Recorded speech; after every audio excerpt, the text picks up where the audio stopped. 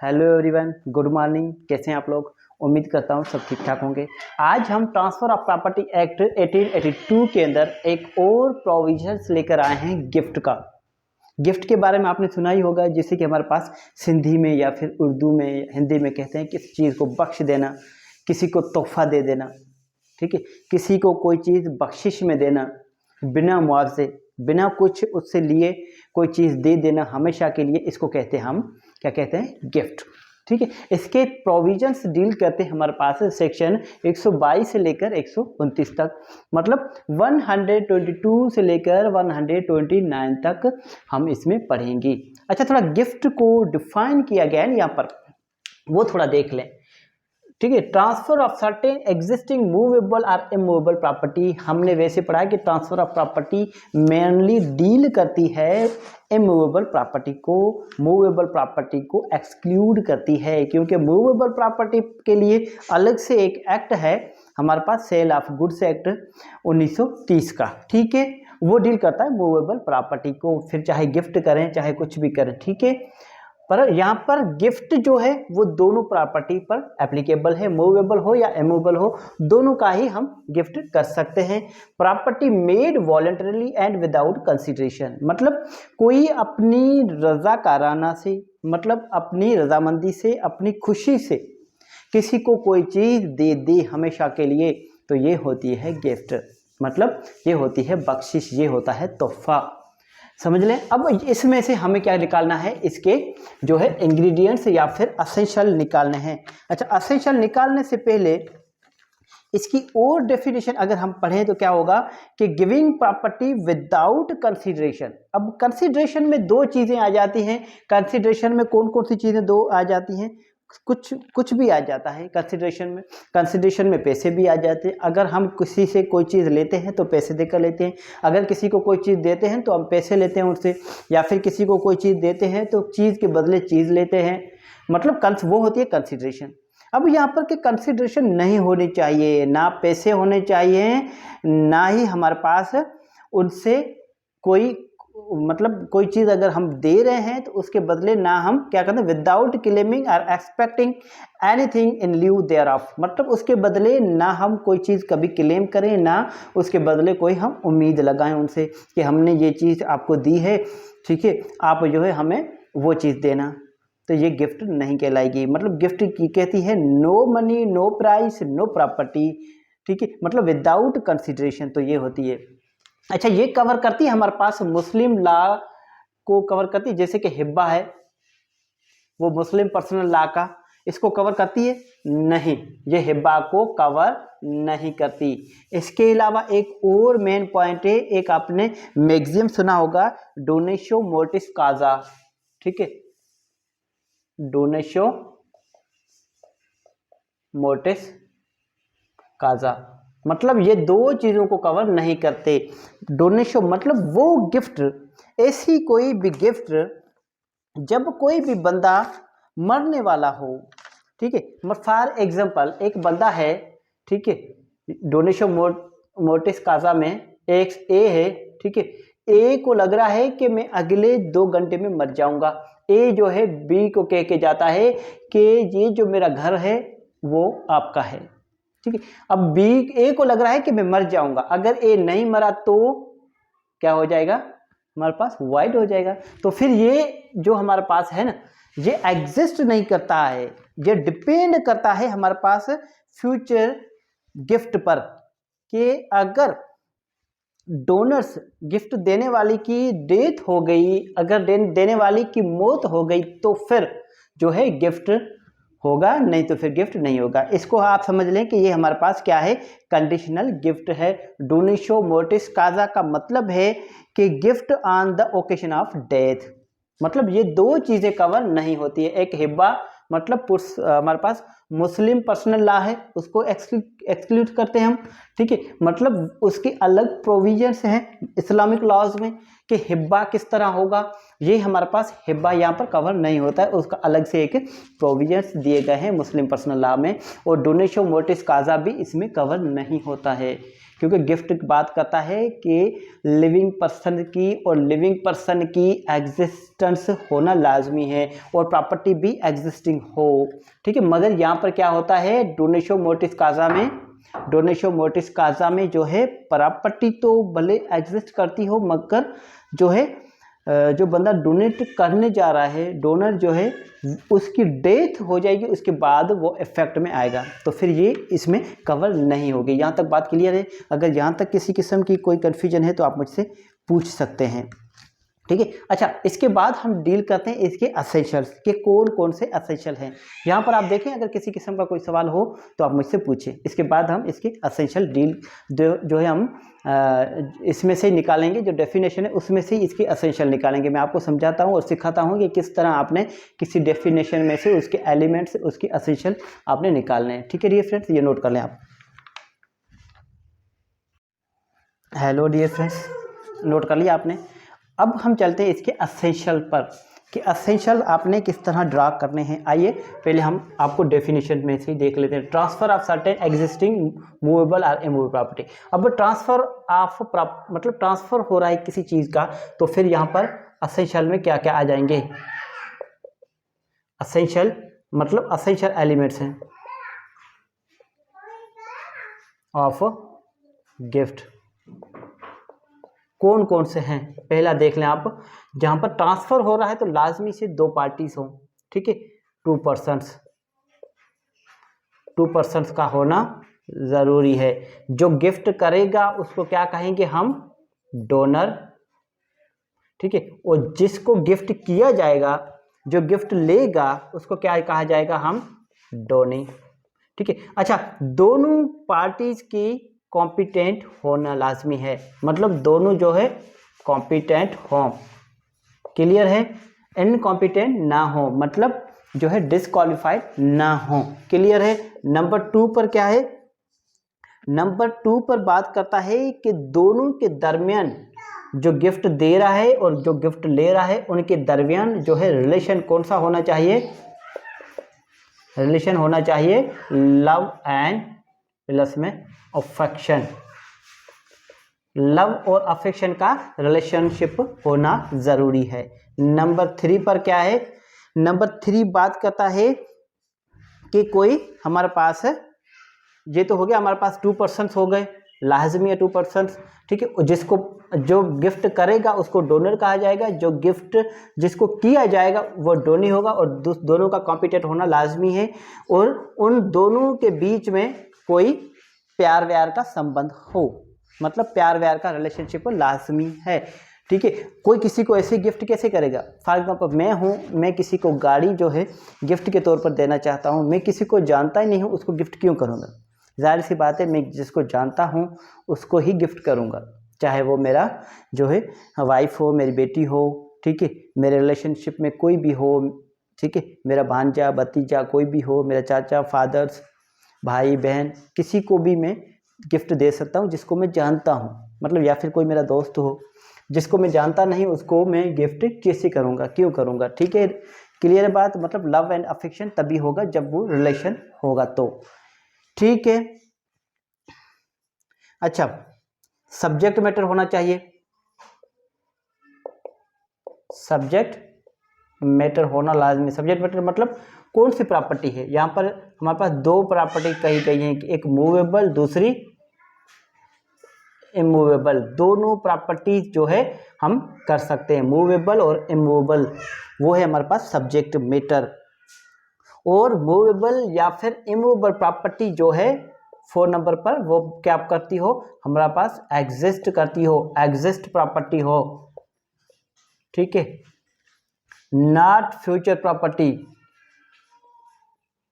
Not future property, मतलब कोई भी प्रॉपर्टी है, मैं कोई गिफ्ट करना चाह रहा हूँ किसी शख्स को, ठीक है, अपने भाई को, अपनी बहन को, ठीक है, तो फिर मैं अगर गिफ्ट करना चाह रहा हूँ, एक घर है वो गिफ्ट कर रहा हूँ, तो वो घर मेरे नाम पर होना चाहिए, उस घर पर मेरा राइट होना चाहिए, वो घर होना चाहिए जो मैं गिफ्ट कर रहा हूँ। ऐसा नहीं है मैं घर लूँगा, ठीक है, अगले साल मैं घर लूँगा या आइंदा साल में घर लूँगा, वो आपको गिफ्ट कर रहा हूँ, वो नहीं होगा गिफ्ट, ठीक है, वो गिफ्ट वाइड होगा।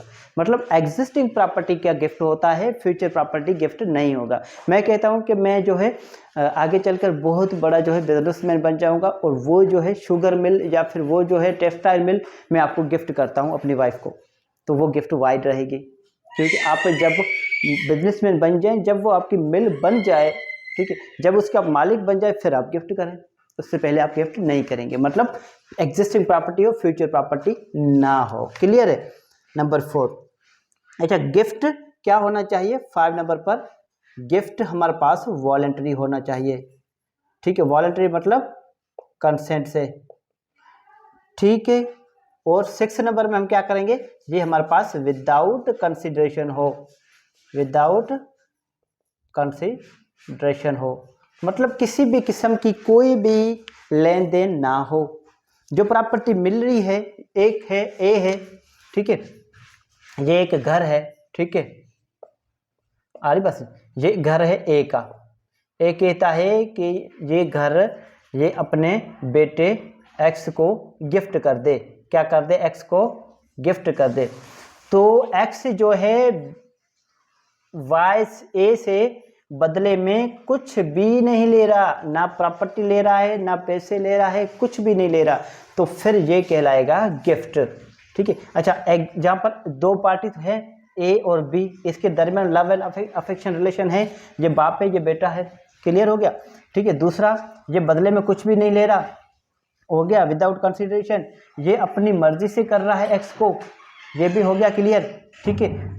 घर भी है ए के नाम पर, ये भी हो गया एसेंशियल, ठीक है। मतलब एग्जिस्टिंग प्रॉपर्टी हो गई, कौन सी है, सब्जेक्ट मैटर कौन सा है, मूवेबल इमूवेबल, इमूवेबल है, वो भी एसेंशियल हो गया, ठीक है। अब जो गिफ्ट कर रहा है, ठीक है, फादर गिफ्ट कर रहा है, तो फादर को क्या कहा जाएगा, डोनर। बेटे को गिफ्ट किया है तो बेटा क्या बन गया, डोनी। क्लियर है यहाँ तक, ठीक है। फिर भी किसी किस्म की कोई कंफ्यूजन हो तो आप मुझसे पूछ सकते हैं। अच्छा, there must be a transfer on the part of donor, ठीक है। अच्छा, ट्रांसफर जो होगा 7 नंबर पॉइंट पर गिफ्ट में, वो ट्रांसफर किससे कौन करेगा, यहाँ पर हमारे पास ट्रांसफर शो है, सिर्फ और सिर्फ डोनर करेगा, ठीक है। ट्रांसफर कौन करेगा, डोनर टू डोनी होगा, ठीक है, डोनी से डोनर नहीं होगा। आ रही बात समझिए, मतलब जो गिफ्ट दे रहा है ना वही डोनर कहलाएगा, ठीक। और जो डोनर है, जो गिफ्ट देने वाला है, प्रॉपर्टी उसकी ही जाए उसके पास। मतलब ए ने, बाप ने अपने बेटे को कोई प्रॉपर्टी गिफ्ट में दी है, जो ए घर दिया है ना, ये घर एक्स को जाना चाहिए, ठीक है, ना कि एक्स की कोई प्रॉपर्टी इसको आनी चाहिए। समझ रहे बात मेरी बात, ठीक है। उसके बाद क्या है, ये जो है ए ने गिफ्ट किया अपने बेटे को, अब ये जो है इसको एक्सेप्ट करे, क्या करे, इसको एक्सेप्ट करे, लाजमी है, मतलब एक्सेप्टेंस लाजमी है, एक्सेप्टेंस नेसेसरी है बाय डोनी। डोनी एक्सेप्ट करे तभी जाके ये कंप्लीट होगा, क्लियर है, सही है। अच्छा, कोई अगर प्रॉपर्टी है, कोई गिफ्ट जो है, वो गिफ्ट की जो प्रॉपर्टी है, ठीक है, वो प्रॉपर्टी हमारे पास 100 रुपये से ज़्यादा है, ठीक है, तो फिर उसकी रजिस्ट्रेशन लाजमी है, क्लियर है, उसकी रजिस्ट्रेशन ज़रूरी है। अगर कोई ऐसी गिफ्ट कर रहे हैं जिसकी वैल्यू जो है 100 रुपये से कम है, तो फिर क्या होगी, उसकी रजिस्ट्रेशन ज़रूरी नहीं है। उसकी क्या ज़रूरी होगी, हमारे पास 10 नंबर पॉइंट में उसकी ज़रूरी होगी delivery of the position necessary होगी, डिलीवरी ऑफ द पोजीशन ज़रूरी होगी, उसमें हमारे पास जो है रजिस्ट्रेशन लाजमी नहीं है। अच्छा, मोड ऑफ डिलीवरी कैसे होगी, मोड ऑफ डिलीवरी अगर हमारे पास 11 नंबर पॉइंट में देखें आप, mode of delivery, mode of delivery की डिलीवरी किस तरह हम समझें कि एक है कोई मूवेबल प्रॉपर्टी है, ठीक है, मैं किताब जो है किसी को गिफ्ट के तौर पर दे रहा हूं, ठीक है, तो वो किस तरह मैं दूंगा उसको, बिल्कुल इसी तरह अगर मैं ये किताब बेच कर देता, ठीक है, और पैसे लेता और ये किताब उसके हाथ में दे देता, इसी तरह ये डिलीवरी उसी तरह ही होगी। मतलब मैंने दिया है अपनी मर्जी से, कोई उससे पैसे वगैरह नहीं ले रहा, अपनी रजामंदी से अपनी खुशी से दे रहा हूँ, ठीक है, कोई पैसे वगैरह उससे नहीं ले रहा हूँ, और इस तरह ही अगर दे रहा हूँ तो इस तरह ही होगा। मतलब मैंने दिया उसने लिया, ये हो गई डिलीवरी, मोड ऑफ डिलीवरी, ठीक है। मतलब बिल्कुल इसी तरह जिस तरह सेल होती है। क्लियर है, ठीक है। अच्छा, यहाँ तक बात क्लियर है, तो इसके बाद हम आगे डिस्कस करते हैं, ठीक है। अच्छा, इसी के अंदर देखें आप कि इसके अंदर जो डेफिनेशन दी गई है वो फिर भी आप डायरेक्ट इसका क्लियर कर। Gift is the transfer of certain existing movable और removable property made voluntarily and without consideration by one person called the donor.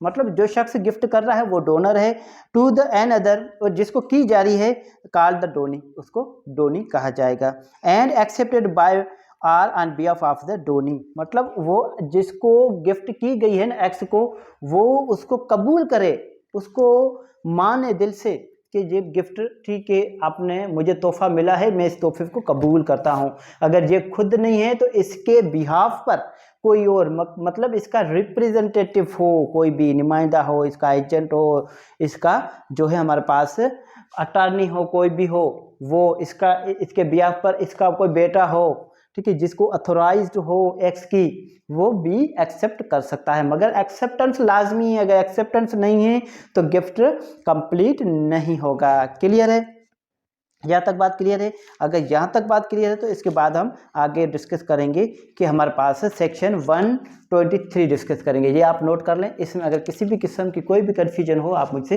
पूछ सकते हैं, इसको आप नोट कर लें। जी डीएस नोट कर लिया आपने।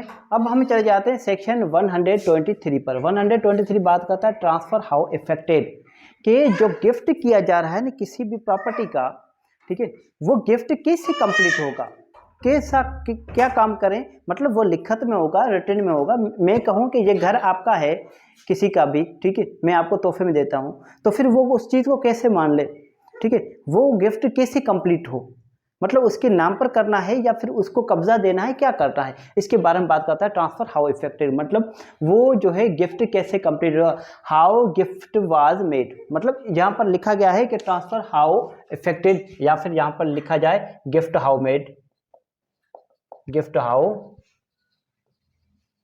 मेड, मतलब गिफ्ट किस तरह की जाए, ठीक है, गिफ्ट किस तरह की जाए। For the purpose of making a gift of immovable property, अगर कोई इमूवेबल प्रॉपर्टी है, क्या है, इमूवेबल प्रॉपर्टी है हमारे पास, इमूवेबल प्रॉपर्टी है, तो फिर इमूवेबल प्रॉपर्टी के लिए हमारे पास रजिस्टर्ड होना जरूरी है, प्लस में 2 अटेस्टिंग विटनेस होना लाजमी है। मतलब 2 विटनेस लाजमी है, 2 विटनेस। अगर इमूवेबल प्रॉपर्टी है तो, इमूवेबल प्रॉपर्टी है तो 2 विटनेस का अटेस्ट करना उसको लाजमी है। क्लियर है, sign by the on behalf of the donor, ठीक है, क्लियर है। मतलब किसके बिहाफ पर हो, वो जो है जो गिफ्ट जो दे रहा है, ए है, ए गिफ्ट दे रहा है बी को, तो फिर बी, ए जो है उसको घर गिफ्ट में दे रहा है, तो फिर ए के बिहाफ पर 2 गवाह हों, मतलब एक्स और वाई, और दोनों की साइन हो, ठीक है, तो फिर ये गिफ्ट कंप्लीट होगा। क्लियर है, and attested bye at least 2 witness, मतलब 2 विटनेस की जो है हमारे पास साइन लाजमी है। मतलब ए जो है, ए गिफ्ट दे रहा है बी को, अपना घर दे रहा है, तो फिर जो डॉक्यूमेंट्स लिखे गए हैं गिफ्ट के, तोहफे के, उस पर एक ही साइन होगी और उसको 2 गवाह अटेस्ट करेंगे और वो 2 गवाह भी साइन करेंगे।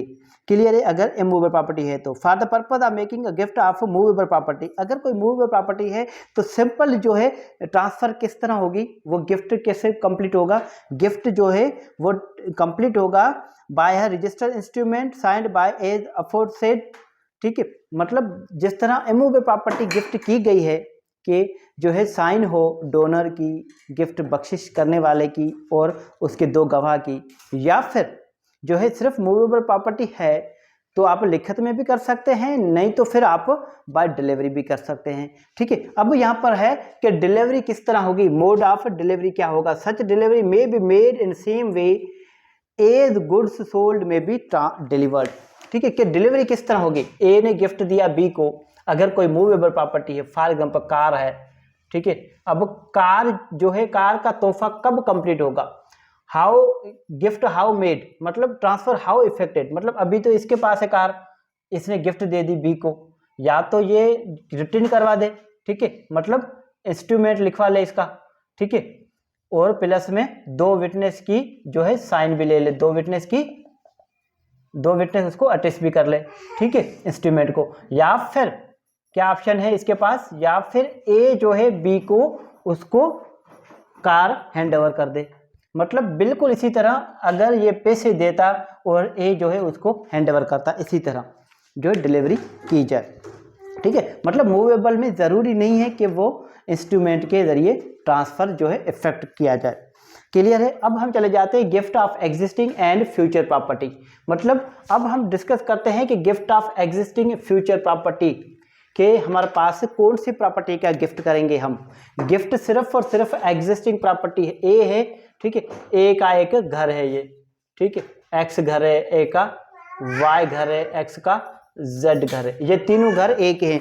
अगर ए चाहे तो ये तीनों घर किसी को गिफ्ट कर सकता है, तीनों में से कोई एक भी गिफ्ट कर सकता है। अब ए सोचता है कि आगे चलकर 5-10 साल के बाद जो एम प्रॉपर्टी, एम घर है वो भी मेरा हो जाएगा, एन जो है वो भी मेरा हो जाएगा, ओ जो है वो भी मेरा हो जाएगा।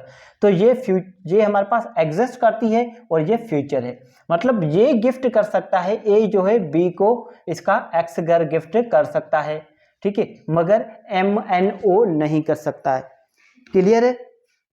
अगर दोनों गिफ्ट किए जाए, मतलब ए जो है गिफ्ट कर रहा है एक्स और एम, एक्स तो घर इसके पास मौजूद है, इसके नाम पर है, वो एम मौजूद नहीं है, मतलब दोनों गिफ्ट कर रहा है बी को, तो फिर अब क्या होगा इसके अंदर, गिफ्ट वाइड होगा या वैलिड होगा। गिफ्ट वाइड हमारे पास वैलिड रहेगा एग्जिस्टिंग ए की एक्सटेंट तक, बाकी वाइड रहेगा एम की एक्सटेंट तक, मतलब पार्टली वैलिड है पार्टली वाइड है, होल वैलिड या फिर होल वाइड नहीं रहेगी, मतलब इंस्ट्रूमेंट एक ही है मगर कुछ हद तक जो है वो वाइड है हमारे पास, वैलिड है, कुछ हद तक वो इनवैलिड है। क्लियर है, सिंपल है, ठीक, बिल्कुल सिंपल है, अगर आप 2-3 बार पढ़ेंगे आपको समझ में बात आ जाएगी, ठीक है। अच्छा, एग्जिस्टिंग प्रॉपर्टी है, एग्जिस्टिंग का है तो फिर क्या हो जाएगा, ये वैलिड है, ठीक है। फ्यूचर है तो क्या होगा, ये वाइड है, ठीक है, समझ आ रही बात। और हमारे पास एग्जिस्टिंग और प्लस में फ्यूचर दोनों है तो क्या होगा, हमारे पास एग्जिस्टिंग की हद तक वैलिड रहेगा, ठीक है, और प्लस में जो फ्यूचर प्रॉपर्टी है उसकी हद तक वो वाइड रहेगा, मतलब ये पूरा का पूरा इंस्ट्रूमेंट जो है वो वाइड या वैलिड नहीं है मगर पार्टली वैलिड है पार्टली वाइड है। सिंपल है। अब हम चले जाते हैं gift to several of whom one does not accept, मतलब एक कोई बंदा है, ठीक है, इसकी बहुत सारी प्रॉपर्टी है, एक्स वाई जेड 3 प्रॉपर्टी है, ठीक है। अब इनमें से ये गिफ्ट करता है, ये 3 घर गिफ्ट करता है, ठीक है, किसको करता है, एक ही इंस्ट्रूमेंट बनाता है, एक ही मतलब डॉक्यूमेंट्स बनाता है, ठीक है, उसके जरिए ये गिफ्ट करता है हमारे पास किसको, बी सी डी को। अब सी कहता है कि नहीं मैं एक्सेप्ट नहीं करूंगा, मुझे नहीं चाहिए आपकी गिफ्ट, तो फिर क्या होगा इस सूरत में, ठीक है, गिफ्ट सही है, मतलब gift to several of whom one does not accept a gift of a thing two or more donees of whom one does not accept it is void as to the interest which he would have taken had he accepted. अब क्या किया, सी ने accept नहीं किया, सी ने accept नहीं किया, सी ने एक्सेप्ट नहीं किया, तो डॉक्यूमेंट तो एक था, अब बेचारे इनका क्या कसूर, बी और डी का, सी को घर कौन सा आ रहा था, वाई आ रहा था, बी को घर कौन सा आया, एक्स आया, अब डी को घर कौन सा आया, जेड आया। सी ने एक्सेप्ट नहीं किया कि भाई मुझे घर नहीं चाहिए इनका, मुझे इनका ऐसा नहीं चाहिए, मुझे गिफ्ट नहीं चाहिए। अब सी बी और डी का क्या कसूर, बी और डी का ही भाई ये तो पूरा एक ही डॉक्यूमेंट था, हमने तो गलती कर ली जो सी को साथ में रखा, अब सी जो है मस्तियाँ कर रहा है, सी जो है कह रहा है कि भाई मुझे नहीं चाहिए ऐसा तोहफा कोई, हम कहाँ जाएंगे। तो घबराने की जरूरत नहीं है, बी और डी को घबराने की जरूरत नहीं है, सी का जो गिफ्ट है ना वो वाइड रहेगा, ठीक है, मतलब जो एक्सेप्ट करता है, मतलब कोई गिफ्ट की जा रही है सेवरल पर्सन को, कितने को, सेवरल पर्सन को, ठीक है, उसमें से कुछ एक्सेप्ट करते हैं तो फिर उस हद तक उसकी गिफ्ट वैलिड रहेगी, बाकी जो गिफ्ट एक्सेप्ट नहीं करते थे वो वाइड रहेगी उसकी एक्सटेंट तक, उसके शेयर तक, उसके ड्यू शेयर तक। जो गिफ्ट जिस डोनी को मिलनी थी उसने इनकार कर दिया तो फिर वो गिफ्ट भले ना ले, बाकी मतलब जो शेयर उसको मिलना था वो भले ना ले, बाकी को जो शेयर मिलना था वो शेयर उसको मिलेगा। अब आप समझ रहे होंगे कि गिफ्ट तो हमारे पास इंस्ट्रूमेंट एक ही बना था, डॉक्यूमेंट, मगर अब सी ने जो प्रॉपर्टी एक्सेप्ट नहीं की वो प्रॉपर्टी कहाँ जाएगी, मतलब वाई घर जो है, वाई घर जो है वो किसका होगा, बी को जाएगा या डी को जाएगा, या बी को डी को दोनों को बेचकर दिया जाएगा उसके प्रॉफिट, नहीं, बिल्कुल भी नहीं। ये प्रॉफिट ये जो प्रॉपर्टी है ये डोनर को वापस जाएगी, किसको जाएगी, डोनर को रिटर्न होगी। बिल्कुल इसी तरह अगर कोई भी कॉन्ट्रैक्ट कैंसिल हो जाए, रिवोक हो जाए, तो असल मालिक जो है उसको जाएगा। इन बाकी बी और डी हैं उनको उनका ड्यू शेयर मिलेगा गिफ्ट का, बस, ठीक है। फॉर एग्जांपल ए ने गिफ्ट किए हैं हमारे पास 30,000 रुपये, कितने, 30,000 रुपये 3 बंदों को, बी सी डी को। सी ने कहा मुझे नहीं चाहिए 30 आपका कोई तोहफा, तो फिर तीन को डिवाइड करो, आप 30 को डिवाइड करो 3 में, कितने कितने आते हैं, 10,000 रुपये, 10,000 रुपये बी के, 10 इसके, 10 इसके, मतलब 10 इसके, 10 इसके, 10 इसके। सी ने नहीं लिए तो ये सिर्फ बी और डी सिर्फ 10,000 के मालिक है, बाकी 10,000 रुपये वापस हमारे पास ए को चले जाएंगे। क्लियर है, सिंपल है। अगर यहाँ तक क्लियर है तो फिर इसके बाद हम चलते हैं हमारे पास 126 गिफ्ट, व्हेन गिफ्ट में बी सस्पेंडेड और रिवोक्ड, कब जो है कोई गिफ्ट कैंसिल माना जाएगा, कब जो है कोई गिफ्ट जो है हमारे पास कैंसिल मान लिया जाएगा कि जो गिफ्ट जो है हम मुझे कैंसिल कर रहे हैं, ठीक है, क्लियर है। आइए इसकी हम जो है रीडिंग कर लेते हैं। The donor and the donee may agree that on the happening of any specified event which does not depend on the will of the donor of a gift shall be suspended or revoked, but a gift which the parties agree shall be revocable wholly or in part at the mere will of the donor is void wholly or in part as the case may be। मतलब अगर कोई gift हो जाए, ठीक है, gift हो जाने के बाद सस्पेंड या रिवोक कब होगी, जब जो है डोनर डोनी दोनों पार्टीज जो है मुतमिन हो उस बात पर, मतलब ए ने गिफ्ट कर दिया बी सी डी को, अब ये गिफ्ट कैसे ख़त्म हो, ये गिफ्ट कब तभी ख़त्म होगी जब ए जो है बी सी डी के पास जाए, भाई मैंने तोहफा दिया था पर अब मेरे हालात नहीं है, अब मैं क्यों तोहफा जो वापस लेना चाह रहा हूँ, तो फिर क्या होगा, मतलब दोनों सब पार्टी का मुतमिन होना ज़रूरी है। अगर सब के सब मुतमिन नहीं है, इस बात पर मुतफिक नहीं है, तो फिर ये हमारे पास क्या होगा, जो है गिफ्ट जो है रिवोक नहीं होगा या फिर सस्पेंड नहीं होगा। क्लियर है, ठीक है। अच्छा, इसके अलावा इसके अंदर एक चीज़ और दी गई है कि अगर कंडीशनल है, ठीक है, कंडीशनल गिफ्ट जो है कब जो है वाइड होगा, कंडीशनल गिफ्ट तब वाइड होगा जब कोई कंडीशन फुलफिल ना हो, या फिर कोई कंडीशन फुलफिल हो जाए तो भी जो है वाइड रहेगा। मतलब कैसे, मतलब ए जो है अपनी ज़मीन देता है बी को, लाइफ टाइम इलस्ट्रेशन 2 दिए गए हैं, ए और बी, ये आपने लास्ट में पढ़ना है, ठीक है। अच्छा, ए कोई अपनी ज़मीन देता है बी को इस कंडीशन पर कि भाई मैं आपको तोहफा दे रहा हूँ मगर शर्त ये है कि आपके ज़िंदा होते हुए मैं मर जाऊँ, मतलब मेरी लाइफ टाइम में, ठीक है, आप अगर आपकी अगर डेथ हो गई, मतलब इसका कहना थोड़ा उल्टा है, मतलब मैं गिफ्ट कर रहा हूँ किसी शख्स को और कह रहा हूँ कि भाई अगर मैं जो है आपकी ज़िंदगी के दौरान अगर मैं ज़िंदा रहा और मैं मर गया तो ये प्रॉपर्टी आपकी है, ठीक है। या फिर ऐसे समझिए कि अगर मैं जो है मेरी लाइफ टाइम में अगर आप मर गए या फिर आपके पीछे कोई आपके बच्चे भी ना रहें तो ये गिफ्ट क्या रहेगी, वाइड रहेगी, ये गिफ्ट वैलिड नहीं होगी, ये गिफ्ट जो है ख़त्म हो जाएगी, ये प्रॉपर्टी मुझे वापस दी जाएगी। आप ही नहीं रहे, मैं गिफ्ट आपको करूं, अगर आप मर जाए तो फिर गिफ्ट किस काम की, गिफ्ट मुझे वापस दी जाए, ठीक है। अगर दूसरी सूरत में क्या है, अगर कोई भी शख्स ए, मैं हूँ, मैं अगर किसी को गिफ्ट करूँ, ए गिफ्ट करे बी को 1 लाख रुपए गिफ्ट करे और उसके अंदर ये कंडीशन लगा दे कि 10,000 रुपये मुझे रिटर्न करने। अब क्या है, 90,000 का गिफ्ट वैलिड है, बाकी 10,000 का गिफ्ट वाइड है क्योंकि वो रिटर्न करने हैं वापस। क्लियर है, सिंपल ही है। अगर फिर भी समझ में ना आए तो आप मुझसे पूछ सकते हैं, किसी भी कोई भी कन्फ्यूजन हो तो आप, ठीक है। ये आप नोट करें, इसके बाद हम आगे डिस्कस करते हैं। हमारे पास इंपॉर्टेंट जो है, अब इंपॉर्टेंट टॉपिक्स आ रहे हैं 2, यूनिवर्सल गिफ्ट और हमारे पास वंडरस गिफ्ट और यूनिवर्सल डोनिंग। ये बड़े इंपॉर्टेंट है, ये आप नोट करें। इसके अंदर किसी भी किस्म के कोई सवाल हो तो आप मुझसे पूछ सकते हैं, ठीक है डियर।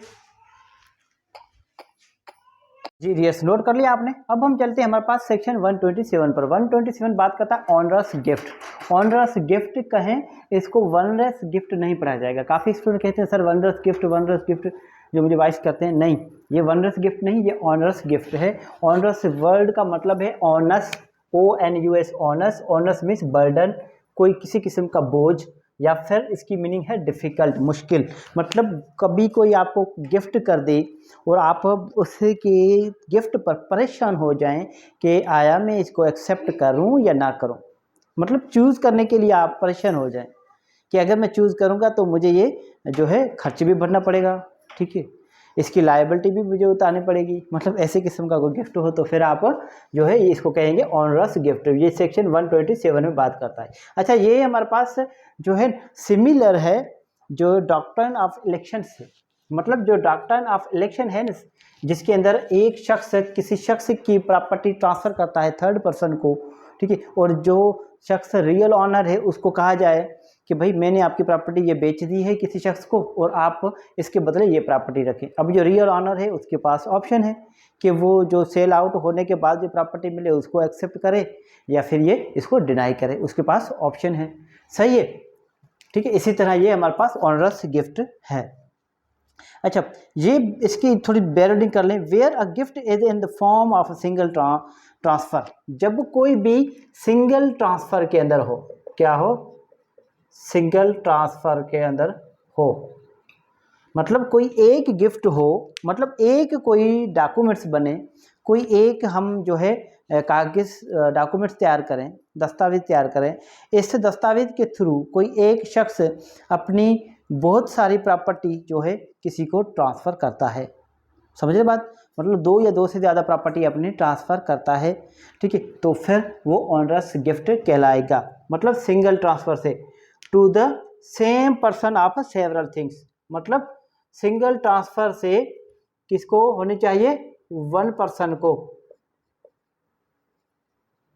वन पर्सन, ठीक है, मतलब वन पर्सन को कितनी प्रॉपर्टी होनी चाहिए, सेवरल थिंग्स।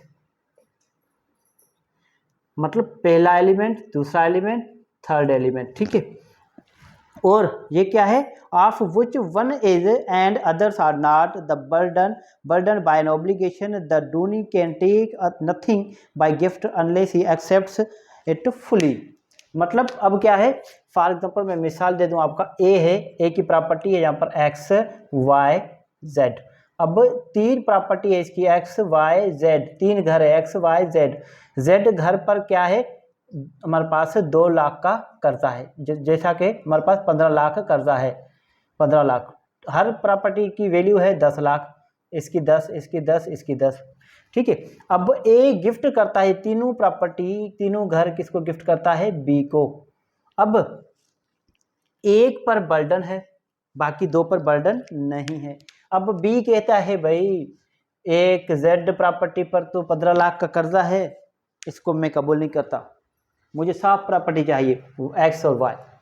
तो अब जो 3 प्रॉपर्टी थी, मतलब सेवरल थिंग्स थी, मुख्तलिफ प्रॉपर्टी थी, ठीक है, इन्होंने एक ही ट्रांजैक्शन में, सिंगल ट्रांसफ़र में इनको ट्रांसफ़र किए। अब अगर एक चीज़ ये एक्सेप्ट नहीं करता, अगर एक चीज़ ये एक्सेप्ट नहीं करता तो क्या ये हमारे पास वैलिड रहेगा, क्या ट्रांसफ़र एग्जिस्ट होगा, एक चीज़ डिनाई करने के बाद। डॉक्यूमेंट तो एक ही था ना, दस्तावेज एक ही किया था, ठीक है, ये सही है, ये एक डॉक्यूमेंट है गिफ्ट का, ठीक है।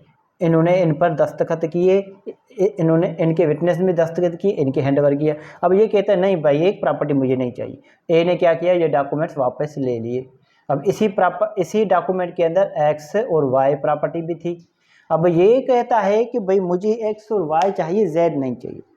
अब यहाँ पर सवाल ये पैदा होता है क्या ये ऐसा कर सकता है या नहीं, मतलब पार्टली ये जो गिफ्ट रिसीव कर सकता है या नहीं, पार्टली डिनाई कर सकता है या नहीं, मतलब ऑब्लिगेशन से ये बच सकता है या नहीं, सवाल ये है।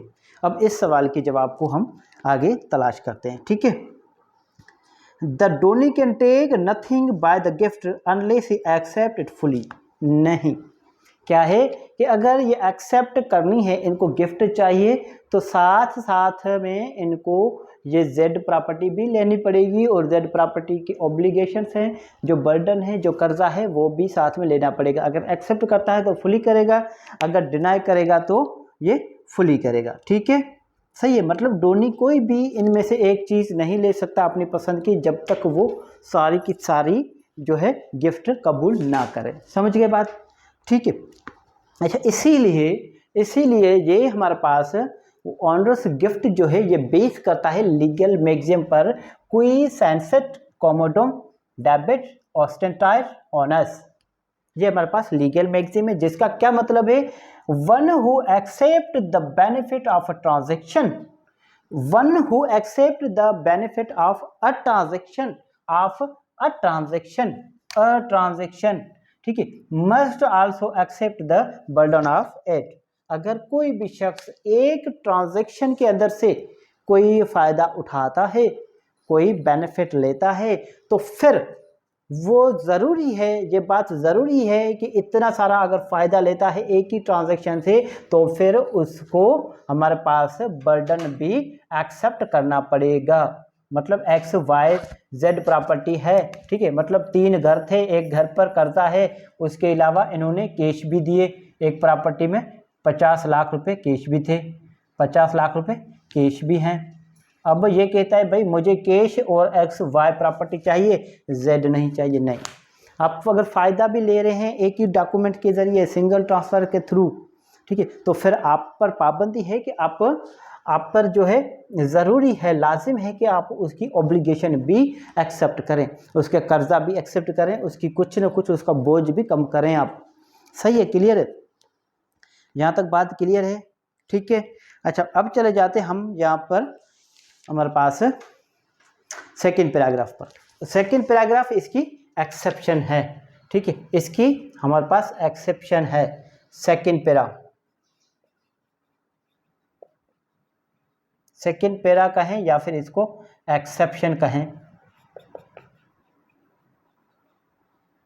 अब के कुछ गिफ्ट, अगर कोई शख्स एक ही डॉक्यूमेंट के ज़रिए अपनी बहुत सारी प्रॉपर्टी किसी को ट्रांसफ़र करता है, उनमें से सामने वाला बंदा कुछ फ़ायदे वाली चीज़ें रखे, बाकी चीज़ें ना रखे, ऐसा वो नहीं कर सकता। मतलब अगर वो एक्सेप्ट करेगा तो फुली करेगा, नहीं तो फिर वो एक्सेप्ट जो है वो किसी भी चीज़ के लिए इंटाइटल नहीं है, किसी भी चीज़ के लिए वो हकदार नहीं है। यहाँ तक बात क्लियर है आपकी, ठीक है। अब उसकी एक एक्सेप्शन है, देखें थोड़ा चल रहा है नहीं, ठीक है। अच्छा, इसकी एक एक्सेप्शन है। एक्सेप्शन क्या है, यहाँ पर क्या था, दूसरी में सिंगल ट्रांसफ़र हो, ठीक है, ठीक है, यहाँ पर क्या है, सिंगल ट्रांसफ़र हो, यहाँ पर क्या है, सेवरल ट्रांसफ़र, ठीक है, 1 पर्सन हो, ठीक है, पर्सन भले एक ही हो, 1 पर्सन हो, और नंबर 3 पर सेवरल थिंग्स हो भले, मतलब सेवरल ट्रांसफ़र हो, मतलब ए है, ए की प्रॉपर्टी है ये, एक्स, एक घर एक्स है, एक वाई घर है, एक जेड घर है। जेड पर 15 लाख का कितना है, 15 लाख का कर्जा है, लोन है, या कहीं पर ये मॉर्गेज है, ठीक है, ये कहीं पर मॉर्गेज है। अब इसके अलावा इनके बैंक में कैश हैं, बैंक में कैश हैं। अब ये सारी प्रॉपर्टी जो है किसको ट्रांसफ़र करता है, बी को गिफ्ट करता है। किस किस के ज़रिए, बी को ये गिफ्ट करता है, बी को गिफ्ट करता है हमारे पास एक्स घर करता है, ठीक है, बी को वाई घर करता है, बी को जेड घर करता है, प्लस में उसका लोन या प्लस में मॉर्गेज जो भी है, ठीक है, और प्लस में ये क्या ऐड करता है उसको, हमारे पास कैश भी गिफ्ट करता है, सब बी को गिफ्ट कर, कितने गिफ्ट हो गए, 1 2 3 4। अच्छा, 4 के 4 गिफ्ट जो है अलग अलग हैं, मतलब अलग अलग हैं, ये गिफ्ट, एक ये गिफ्ट हो गया, एक ये गिफ्ट हो गया, ये एक गिफ्ट हो गया, ये एक गिफ्ट हो गया, मतलब 4 गिफ्ट अलग हैं, मतलब 4 डॉक्यूमेंट्स बने, कितने बने डॉक्यूमेंट्स, 4, सिंगल नहीं है, ठीक है, सेवरल हैं, मतलब अलग अलग हैं, ठीक है। अब क्या है, अब हमारे पास बी के पास ऑप्शन है कि जो लोन वाला है जेड, एक तो एक्स घर है, बिल्कुल आज़ाद है, बहुत अच्छा आलीशान घर है, वाई है, वो भी अच्छा आलीशान घर है, ठीक है, और कुछ पैसे भी हैं लाजवाब, बैंक में पड़े हुए पैसे हैं, ठीक है। अब एक प्रॉपर्टी का मसला हो रहा है, जेड उस पर कर्जा है, ठीक है, वो सब अलग अलग है, ये अलग दी है, ये अलग दी है, ये अलग दी है, मतलब डॉक्यूमेंट सबके अलग अलग हैं, कोई एक साथ नहीं है, ठीक है, मतलब इस डॉक्यूमेंट्स में इस प्रॉपर्टी किसी का जिक्र नहीं है और इन डॉक्यूमेंट्स में इन प्रॉपर्टी का जिक्र नहीं है। अब इन पर चॉइस है, ये एक्सेप्ट किसी को करे या ना करे, अगर ये एक्स वाई और कैश को एक्सेप्ट करता है तो इनको एक्सेप्ट करने से इन पर कोई असर नहीं पड़ेगा, ठीक है, और इनको ये रिफ्यूज करता है तो इनके रिफ्यूज करने से बाकी ट्रांजैक्शन पर कोई इफेक्ट नहीं होगा। क्लियर है, सिंपल है, ठीक है, मेरे ख्याल से ये इजी है बिल्कुल, मतलब अलग अलग है डॉक्यूमेंट्स, मतलब एक शख्स से देने वाला डोनर तो एक ही है, डोनी तो एक ही है, मगर डोनर जो है मतलब अलग अलग टाइम पर अपनी प्रॉपर्टी उसको ट्रांसफ़र करता है, गिफ्ट करता है, ठीक है, सही है, ये तो बात क्लियर है कि ट्रांसफर क्या है, हमारे पास डोनर है और ट्रांसफर क्या है, डोनी है, गिफ्ट देने वाला डोनर और गिफ्ट लेने वाला डोनी, ठीक है। Where a gift is in form of a 2 और more separate and independent transfers, मतलब इंडिपेंडेंट ट्रांसफर है, सिंगल ट्रांसफर नहीं है, इंडिपेंडेंट है, ये अलग है, ये अलग है, ये अलग है, ये अलग है, सेपरेट ट्रांसफर है, ठीक है। To same person of several things, एक ही शख्स को, बी को जा रही है सारी प्रॉपर्टी, ए एक्स वाई जेड और कैश पेमेंट, सारे ये 3 घर और कुछ पैसे हैं, वो सारे के सारे एक ही शख्स को जा रहे हैं।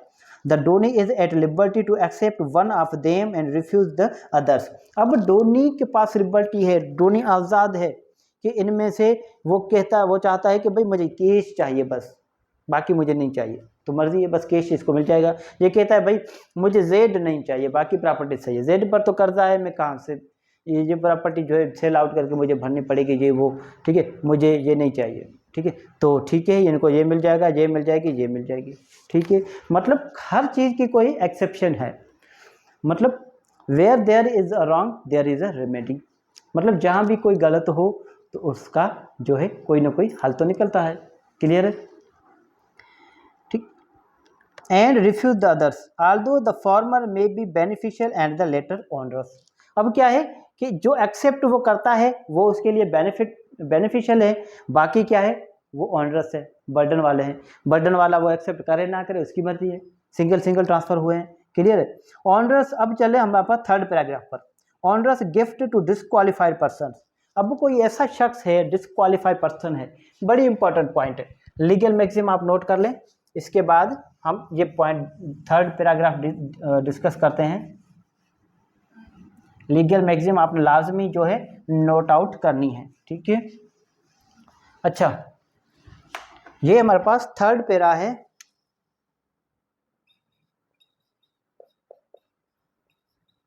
थर्ड पैरा बात करता है कि गिफ्ट टू डिस्क्वालीफाइड पर्सन, मतलब गिफ्ट टू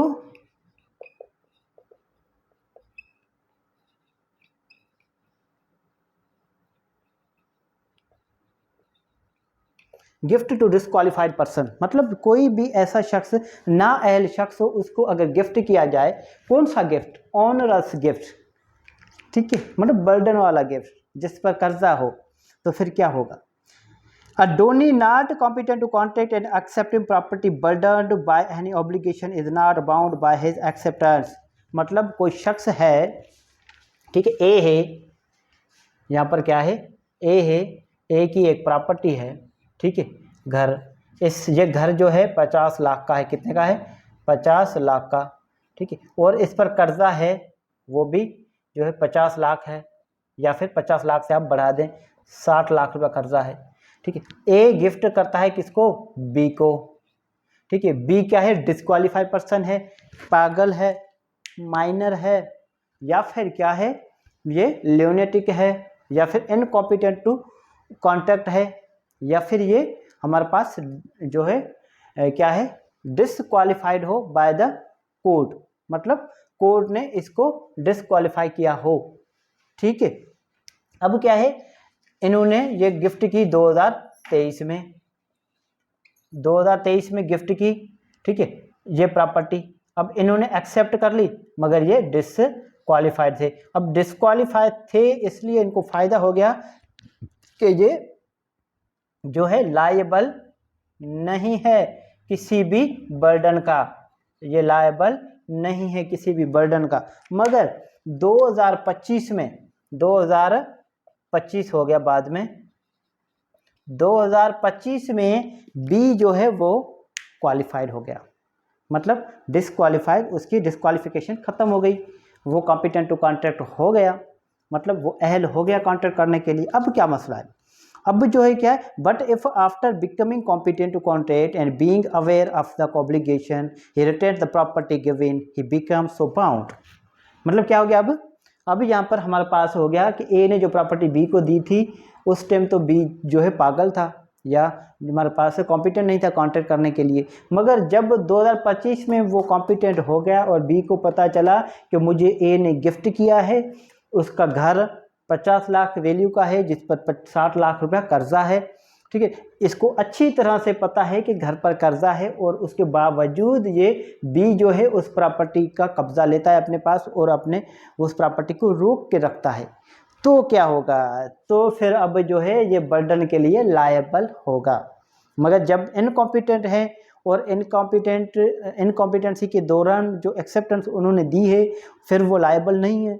मगर इनकॉम्पिटेंसी खत्म होने के बाद वो प्रॉपर्टी रिटेन करता है, वो प्रॉपर्टी अपने पास रोक कर रखता है, फिर वो लायबल रहेगा बर्डन के लिए। अगर कॉम्पिटेंट होने के बाद वो प्रॉपर्टी रिटेन नहीं करता, प्रॉपर्टी जो है वापस कर देता है, फिर वो लायबल नहीं रहेगा, ठीक है। वो मतलब गिफ्ट ही खत्म हो गया।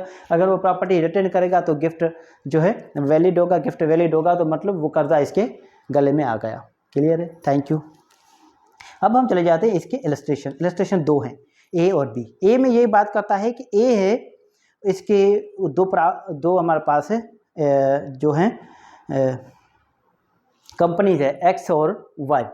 एक्स और वाई कंपनी में दोनों में इनके शेयर है, ये जो है जॉइंट शेयर है इनके। ये शेयर जो है ये किसको करता है ट्रांसफ़र, बी को करता है। अब वाई जो है हमारे पास, वाई के ऊपर बहुत बड़ा जो है कर्जा है शेयर पर, मतलब 10 लाख रुपए शेयर था, ठीक है, मगर 10 लाख से ज़्यादा तो उस पर कर्जा आ रहा था, 50 लाख का कर्जा।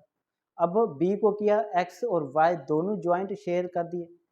अब बी कहता है कि यार एक्स जो है ना वो मुझे मिल जाए गिफ्ट, वो शेयर वो मेरे फ़ायदे लिए है, बाकी शेयर में एक्सेप्ट नहीं करूँगा, ठीक है। अब क्या होगा, ये यहाँ पर ये बात है कि ट्रांजेक्शन जो हुई है वो अलग अलग हुई है, सेपरेट ट्रांजेक्शन हुई है, ठीक है, सही है। Which more than house left to gives be lease, मतलब एक घर उसको जो है रेंट पे दिया जाता है, बाकी घर उसको क्या किया, अलग सेपरेट ट्रांजेक्शन के जरिए उसको पैसे दिए जाते हैं, ठीक है। मतलब वो जो ऊपर वाली जो है ना, पहले वो डिस्कस कर लें। उसमें ये कहता है कि एक्स जो है वो अगर वो लेना चाहे, ठीक है, और वाई को छोड़ना चाहे तो ऐसा नहीं कर सकता, मतलब अगर वो लेना चाहेगा तो फुली एक्सेप्ट करेगा, अदरवाइज एक्सेप्ट नहीं करेगा। बी है इलस्ट्रेशन, बी में ये है कि कोई ए है, ए के पास एक घर है और कुछ पैसे हैं, ठीक है। ए क्या कहता है कि मैं घर जो है इसको किराए पे दे दूं, ठीक है। अब किराया जो है वो ऐसी नौयत है कि वो चाहता है कि अगर किराए वाला घर मैं ले लूँगा तो मुझे जो है नुकसान होगा, मुझे उसका जो टैक्स वगैरह भरना पड़ेगा, और वो चाहता है कि मुझे पैसे दिए जाएं। तो अब यहाँ पर क्या है, वो लीज जो दी है वो अलग एक इंस्ट्रूमेंट है, अलग सेपरेट इंडिपेंडेंट ट्रांजेक्शन है, और पैसे अलग इंडिपेंडेंट ट्रांजेक्शन से दिए गए। अब उसकी मर्जी है, वो कहते हैं भाई मुझे घर नहीं चाहिए किराए पे, ठीक है, मुझे पैसे लिए, अब वो पैसे ले सकता है। क्लियर है यहाँ तक बात? अगर यहाँ तक बात क्लियर है तो इसके बाद हम चलते हैं हमारे पास यूनिवर्सल डोनी पर। सिंपल है, ये थोड़ा आप देख लेना। मतलब ए क्या कहता है और बी अपना इलस्ट्रेशन क्या कहती है। ए having a lease for a term of years of a house at a rent which he and his representative are bound to pay during the term and which is more than the house can be left for। मतलब ए है, ए के पास एक घर था किराए पर, हर महीने वो किराया दे रहा था। अब ए कहता है यार ये किराया मुझे पूरे साल तक देना है, अब मेरे काम का ही नहीं है, मैं क्यों इसको रखूं।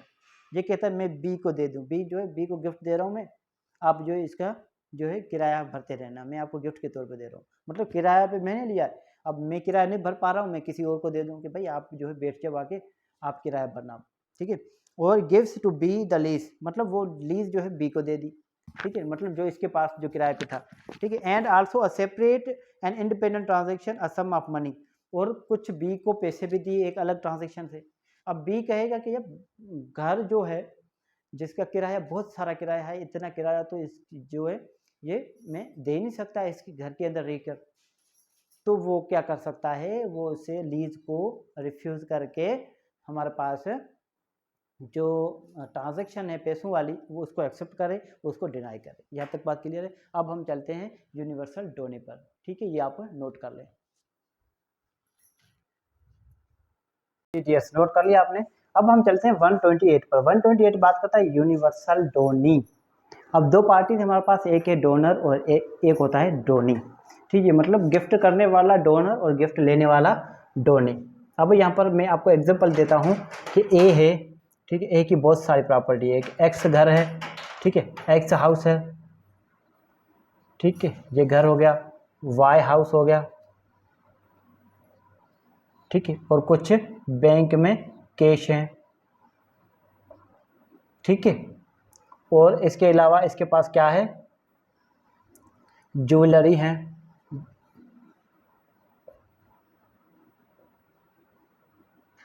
सही है, साथ साथ में इसके क्या है, कार भी हैं। अब ये सारी की सारी प्रॉपर्टी ए जो है कहता है कि भाई मेरी सारी की सारी प्रॉपर्टी ट्रांसफ़र हो जाए किसको, बी को। मतलब इसके पास अब कुछ भी नहीं रहा, कैश, घर, प्लॉट्स, ठीक है, प्लॉट्स वगैरह हैं, वो ज़मीन है कुछ अगर है तो, मतलब सारी की सारी प्रॉपर्टी ट्रांसफ़र करता है बी को। अब क्या हो गया, ऐसा कोई कर सकता है, कोई ऐसा मूर्ख हो सकता है कि अपनी सारी की सारी प्रॉपर्टी किसी को ट्रांसफ़र करे? कोई कर सकता है ऐसा? क्यों नहीं करेगा? कोई ऐसा नहीं कर सकता, क्योंकि अगर कोई ऐसा करेगा तभी करेगा जब कोई शख्स जो है सन्यासी हो जाए, मतलब सब कुछ छोड़कर चला जाए, मतलब इस दुनिया से उसका जी भर जाए कि भाई अब मैं जा रहा हूँ, कहीं जाके बैठ जाता हूँ, कहीं मंदिर वगैरह पर, कहीं जो मस्जिद वगैरह पर, कहीं कोई ऐसी मजहबी जगह, या फिर कोई कहीं कहीं ऐसी जगह पर चला जाता हूँ जहाँ पर मुझे कुछ नहीं चाहिए, बस मैं अपना छोटा मोटा जो है कोई काम कर लूँगा, मुझे कहीं ना कहीं से कोई एक दो रोटी मिल जाएगी, खा पी के जो है अपना गुजारा करूँगा, मैं सारी प्रॉपर्टी दे देता हूँ, मैं टेंशन ही खत्म। इस सूरत में वो करेगा जब इसके कोई औलाद वगैरह ना हो, ठीक है, उस सूरत में वो करना चाहे तो कर सकता है। मतलब इतनी सारी प्रॉपर्टी जो है वो ट्रांसफ़र कर दे बिना मुआवजे, ना किसी से कुछ ले, बी को दे दे, ठीक है। अब बी सारी की सारी प्रॉपर्टी अगर ये दे रहा है ना, तो ये हो जाएगा बी जो है ना, ये हो जाएगा यूनिवर्सल डोनी। क्या हो जाएगा? Universal Downey. मतलब यूनिवर्सल का क्या मतलब है? होल, सारी की सारी, ठीक है, मतलब whole of property of donor, मतलब सारी की सारी प्रॉपर्टी हो डोनर की, वो सारी की सारी प्रॉपर्टी बी को गिफ्ट के तौर पर दिए। अब यहाँ पर मेन बात ये है कि इफ़ डोनी एक्सेप्ट, अगर ये सारी की सारी प्रॉपर्टी बी कबूल कर लेता है, then liable for all debt and liability, फिर बी क्या है, वो उस बात के लिए लायबल रहेगा, उस बात के लिए पाबंद रहेगा, ठीक है, बाउंड रहेगा कि किसी प्रॉपर्टी पर अगर कोई कर्जा है तो फिर वो भी उतारेगा। क्या करेगा? ये कर्जा भी उतारेगा। अगर बी कार है, ठीक है, 50 लाख की कार है मगर इस पर 20 लाख रुपए कर्जा है, कितना है? 20 लाख, ठीक है। ज़मीन है, ठीक है, 2 करोड़ की ज़मीन है मगर 50 लाख कर्जा है, ठीक है। मतलब ये जो कर्जा है ये भी बी को पे करना है। समझ गए बात आप? सिंपल है, मतलब होल ऑफ प्रॉपर्टी होनी चाहिए यूनिवर्सल डोनी के अंदर, असेंशियल है। अगर डोनी एक्सेप्ट करता है उस प्रॉपर्टी सारी की सारी प्रॉपर्टी को, तो फिर वो बाकी उस जो प्रॉपर्टी है ए की जो बख्शिश कर रहा है, जिसने गिफ्ट दिया है, उसकी जो भी प्रॉपर्टी है उस पर अगर किसी भी किस्म की कोई कर्जा है, कोई गिरवी रखा हुआ था, कहीं पर कोई मॉर्गेज था, तो सारी की सारी प्रॉपर्टी को आज़ाद करना भी बी की जिम्मेदारी है। आज़ाद करे ना करे, मगर जो क्रेडिटर्स हैं उसको जो है उसके हमारे पास डेप्थ को प्रोटेक्ट करना जो है हमारे पास डोनी की जिम्मेदारी होती है। मतलब इसका ऑब्जेक्ट आप देखें, ऑब्जेक्ट क्या है, मेन इसका ऑब्जेक्ट जो है ना वो ये है कि creditors protect the creditors depth, protect the creditors हमारे पास लोन या डेब्ट। सही है, बात समझ आ गई आपको? ठीक है, क्लियर है, कोई कन्फ्यूजन? बस ठीक है, यहाँ तक बात क्लियर है। इसका आप देख भी लें, ठीक है। ये हमारे पास थोड़ा सा एक्सटेंशन है सेक्शन 27 का, ठीक है। Subject to the provisions of section 127 where a gift consist of the donor's whole property, the donee is personally liable for all the debts due by and liability of the donor at the time of the gift to the extent of the property comprised therein. अब यहाँ पर एक और यहाँ पर exception दी गई है, यहाँ पर एक एक्सेप्शन दी गई है कि ठीक है वो डोनी लायबल तो है, मगर ये सारी की सारी प्रॉपर्टी जो है, हम अगर जो है सारी की सारी प्रॉपर्टी की वैल्यू लगाएं तो इसकी वैल्यू बनती है 6 करोड़ रुपए। कितनी बनती है? 6 करोड़। मगर ये जो ए है, ए ने कर्जा इतना लेके रखा था कि 6 करोड़ से किस्सा ऊपर बन गया, कर्जा जो है टोटल कितना हो गया? 8 करोड़। ठीक है, तो फिर अब बी लायबल या नहीं? नहीं। इसके लिए एक सेंटेंस लास्ट में लिखा गया है, आप इसको गौर से पढ़ना। To the extent of the property comprised therein, to the extent of the property comprised therein, मतलब कि जो है हमारे पास not more than the property value, कि ये उस पर वो जो सेंटेंस लिखा है उसका मतलब है कि जो प्रॉपर्टी वैल्यू है टोटल, उससे एक्सटेंट नहीं होनी चाहिए, उससे एक्सेस नहीं होनी चाहिए वो लायबिलिटी या फिर कर्जा मॉर्गेज जो भी है, ठीक है। उस सूरत में, ठीक है, अगर एक्सेस है तो फिर लायबल नहीं है, ठीक है। अगर एक्सेस नहीं है, हमारे पास टोटल जो गिफ्ट की गई है उसकी वैल्यू से कम है कर्जा, तो फिर तो उस भाई उसको तो उस जो गिफ्ट की गई है प्रॉपर्टी उसमें से उतारना है, ठीक है। ये जो हमारे पास क्रेडिटर्स हैं जिनका इस प्रॉपर्टी पर कर्जा दिया हुआ है, ठीक है, उनका क्या कसूर है? उनका तो कर्जा दो वापस। सही है, क्लियर यहाँ तक? अब चले जाते हैं 127 पर। ये आप ऑब्जेक्ट याद रखना 129 पर। 129 बात करता है सेविंग की, ठीक है, सेविंग ऑफ। ये बात पहले ही हमने डिस्कस कर ली है, मगर फिर भी हम कर लेते हैं। दो चीज़ें हैं, एक हमारे पास डोनेशो मुस्लिम लॉ, मुस्लिम लॉ को सेव करता है कि ये मुस्लिम लॉ को कवर नहीं करता, ठीक है। और इसके अलावा ये किसको कवर नहीं करता? ये हमारे पास है डोनेशो मोर्टेस काजा। मतलब कोई भी शख्स मरते वक्त उसको पता हो कि मैं 1 घंटे या 2 घंटे में या 1 दिन में मरने वाला हूँ, जो है अब मरते मरते मैं गिफ्ट जो है मैं प्रॉपर्टी, अगर याद मैं आपको मिसाल दे दूँ, ठीक है, मुझे लग जाए कि मैं मरने वाला हूँ, ठीक है, 1 घंटे में, 2 घंटे में या 3 घंटे में, ठीक है, मैं मेरी प्रॉपर्टी जो है मैं आपको गिफ्ट में दे दूँ। क्या दूँ? कि भाई मैं शाम को मर जाऊँगा, ये प्रॉपर्टी अब सारी जो है आपकी है, ठीक है। अब तो फिर ये गिफ्ट क्या होगी? ये गिफ्ट वैलिड नहीं है, क्योंकि ये गिफ्ट इसमें कवर नहीं करती है। अब ये तो है हमारे पास डोनेशो मोर्टिस काजा, मोर्टिस मतलब डेथ पर, ये बेस करती है हमारे पास, ये गिफ्ट किसका बेस करती है? डेथ पर, कि भाई मेरी मौत हुई 2 घंटे बाद तो ही गिफ्ट आपकी, सारी प्रॉपर्टी आपकी, अगर मेरी मौत ना हुई तो खत्म बात। तो इसलिए ये गिफ्ट नहीं, इसके कवर नहीं होगी। और मुस्लिम लॉ जो है हिब्बा जो है हमारे पास, वो भी इसमें कवर नहीं होता है। हिब्बा, हिब्बा समझते हैं, मतलब अरबिक नेम है, ठीक है, जिसका इंग्लिश अगर कहें तो हम गिफ्ट कहें, ठीक है, क्लियर है। ये भी थोड़ा आपको टिपिकल तो लगेगा, पर है तो इजी बिल्कुल। सही है, क्लियर है। ये हमारे पास हमने डिस्कस किया है हमारे पास गिफ्ट, गिफ्ट के टोटल सेक्शंस हमने 122 से लेकर 129 तक डिस्कस किए। ये मेरा जो पढ़ाने का तरीका वो थोड़ा स्लो है, हो सकता है, ठीक है, मगर समझाने में मुझसे कोई चीज़ रह न जाए ऐसी मैं कोशिश करता हूँ। मैं कोशिश करता हूँ कि आपको सिंपल और प्रिसाइज जो है तरीके से आपको समझाने की कोशिश करूँ। फिर भी अगर किसी किस्म की कोई कन्फ्यूजन हो या किसी टॉपिक पर आपको लेक्चर चाहिए या किसी सेक्शन पर स्पेसिफिक आपको कोई जो है लेक्चर चाहिए, तो आप मुझसे डायरेक्टली मेरे व्हाट्सएप नंबर पर मुझसे डिमांड कर सकते हैं, ताकि मैं उसी दिन जो है आपका लेक्चर बना के अपलोड कर सकूँ। ठीक है डियर फ्रेंड्स, मेरा चैनल जो है आप देखें। अगर आपको लगता है कहीं भी कि आपको मेरे चैनल से या मेरे वीडियो से, मेरे लेक्चर से आपको फ़ायदा हो रहा है, तो आप जो है मेरा चैनल लाजमी सब्सक्राइब करें और अपने दोस्तों में और अपने जो भी लीगल फ्रेटर्निटी है उनमें आप लाजमी शेयर करें। Thank you so much.